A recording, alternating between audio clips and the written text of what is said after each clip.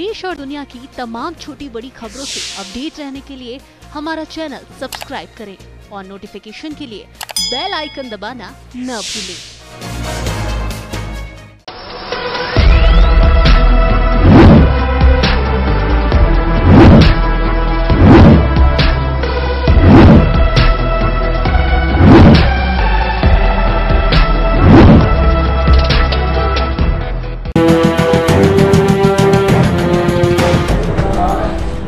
हाँ, अबे हम बोल रहे हैं, हमसे दीक्षित बोल रहे हैं। हाँ, एक काम करो, क्या मंगाए? क्या मंगा लें? मुर्गे में बिरयानी। चलो एक काम करिए कि कम से कम 10 डिब्बे बिरयानी, सिग्नेचर की बोतल, दो रोस्टेड दो यार, हमको बात करना है यार। दो रोस्टेड बड़ी वाली बिस्लरी ला देना। ये दारू यार कैसे यार ये डिप्टी ला के दे दिए? ये थोड़ी हल्की है भाई। सुनो, दारू जो है इसमें कैसे काम है? जेल है। अरे जेल एक बोतल शाम को और उससे कह देते हैं। परिवारी डिप्टी से शाम को कह देना बोतल और लेते हैं। बस इस एक तस्वीर को देखिए। तस्वीर में दिख रहे इन लोगों को देखिए। महफिल में जाम और चखना को देखिए। कश को देखिए।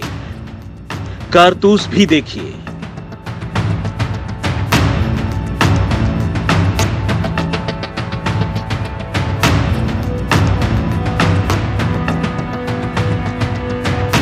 ये दौर जाम से भरी महफिल का है, लेकिन ये महफिल कहां सजी है क्या आप जानते हैं? ज्यादा क्या बताऊं, एक लाइन में ही सुन लीजिए। ये यूपी की एक जेल है। अब जब जेल के अंदर ऐसी महफिल सजे, खुलेआम कारतूस बिखरे पड़े हों, तो फिर ऐसे में अगर यूपी की जेलों से आए दिन कत्ल की खबरें आए तो क्या सोचना और क्या चौंकना। और लीजिए, वो खबर आ ही गई। एक बार फिर यूपी की जेल के अंदर 2 कत्ल हो गए। हालांकि लाश 3 गिरी, पर तीसरी लाश पुलिस नहीं गिराई।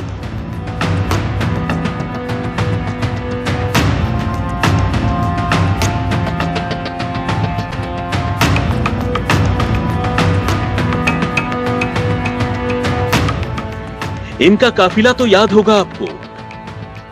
अभी हाल ही में बड़ी मुश्किल से पंजाब से यूपी की जेल में लाए गए हैं। नाम सुना होगा आपने, मुख्तार अंसारी। यूपी की जेलों में जिस तरह कत्लेआम होता है, शायद उसी वजह से मुख्तार अंसारी यूपी की बजाय पंजाब की जेल में खुद को सुरक्षित मान रहा था। वो यहां आना भी नहीं चाहता था, लेकिन आना पड़ा। और अब हर रोज डर के साए में वो यूपी की जेल में ही जी रहा है। मुख्तार का डर इसलिए भी ज्यादा है क्योंकि मुख्तार के साथ ही मुन्ना बजरंगी के साथ भी जेल में वही हुआ जो आज चित्रकूट की जेल में हुआ। यूपी के चित्रकूट में हुए जेल में गैंगवार को लेकर सियासत गर्म है और सियासत गरमाई हुई है। वहीं आपको बता दें कि इतना बड़ा मामला हो गया, वहीं सरकार पर भी काफ़ी सवालिया निशान उठ रहे हैं। विपक्ष भी काफ़ी सवालों के घेरे में सरकार को ले रहा है। वहीं आपको बता दें कि इतनी बड़ी वारदात हो जाती है और जेल के सीसीटीवी भी बंद रहते हैं। अभी हम यहाँ खड़े हुए हैं आगरा शहर के जिला कारागार छोटी जेल पर। खंडारी स्थित छोटी जेल है, यहाँ हम खड़े हुए हैं। जिस तरह हम आपको बता दें कि देखिए जेल में जिस तरह से सुरक्षाओं में और कैदियों को रखा जाता है, वहीं इस तरह से अपराधियों को रखा गया और चित्रकूट में इतनी बड़ी वारदात को अंजाम दिया और वहाँ 2 अपराधी मारे भी गए जो मुख्तार अंसारी के करीबी कहे जा रहे हैं। वहीं आपको पूरा बायोग्राफ बता दें। और यहाँ में अभी खड़े हैं जिला कारागार, तो वहीं चित्रकूट जेल में हुए गैंगवार पर सवाल उठ रहे हैं। हाई सिक्योरिटी बैरक होने के बावजूद भी अंशु महराज की बैरक में पहुँच जाना एक बहुत बड़ी बात है। अंशु तक पिस्तौल और कारतूस का पहुँचना सबसे बड़ा सवाल। सूत्रों के मुताबिक सुबह नाश्ते के वक्त उसको पिस्तौल पहुँचाई गई थी। वहीं महराज और मुकीम के जेल में शिफ्ट होने के बाद ही गैंगवार होना ये संयोग कम साजिश अधिक लग रहा है। अब जांच में ही इन सवालों के जवाब मिलने की उम्मीद है।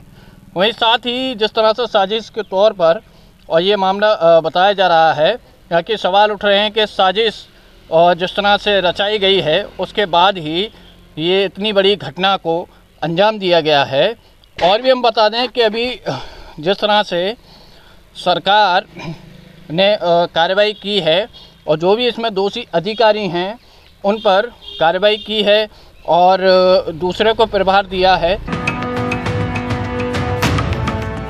और इत्तेफाक से आज चित्रकूट जेल में जिन 2 कैदियों का कत्ल हुआ उनमें से एक कैदी भी मुख्तार का खासम खास माना जाता था।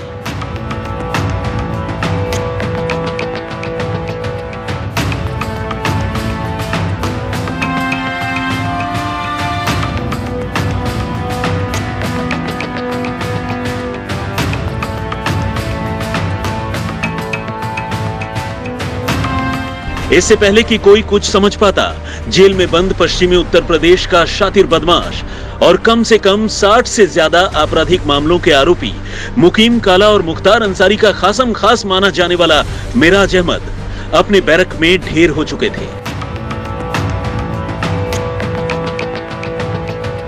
और उन्हें ढेर करने वाला कैदी भी उन्हीं की बैरक में रहने वाला पूर्वांचल का एक खतरनाक गैंगस्टर अंशु दीक्षित था। जी हां, वही अंशु दीक्षित जिसका रायबरेली जेल में पार्टी करने का वीडियो आपने कुछ ही देर पहले देखा। सुबह सवेरे गोलियों की आवाज सुनकर पूरे जेल में भूचाल आ गया। जेलर से लेकर तमाम आला अफसर और सुरक्षाकर्मी आनन फानन में बैरक की तरफ दौड़ पड़े। उधर जेल के अंदर एक एक कर 2 कैदियों की जान लेने वाला अंशु अपने बैरक में 3 और कैदियों को जान से मारने की धमकी दे रहा था। हालत कुछ ऐसी हुई कि करीब आधे घंटे तक जेल के सुरक्षाकर्मी भी उसके पास जाने की हिम्मत नहीं जुटा सके। लेकिन फिर जैसे तैसे सुरक्षाकर्मियों ने अंशु को हथियार फेंककर अपने आप को कानून के हवाले करने का हुक्म सुनाया। लेकिन अंशु के इरादे शायद कुछ और ही थे। कई बार समझाने बुझाने के बावजूद वो हथियार फेंकने और सरेंडर करने को राजी नहीं हुआ। और फिर वही हुआ जो आमतौर पर इस तरह के मामलों में होता है। इस बार गोली पुलिस ने चलाई और पूर्वांचल का गैंगस्टर अंशु दीक्षित उसी बैरक में ढेर हो गया जहां उसने कुछ देर पहले अपने 2 साथी कैदियों की लाश बिछाई थी।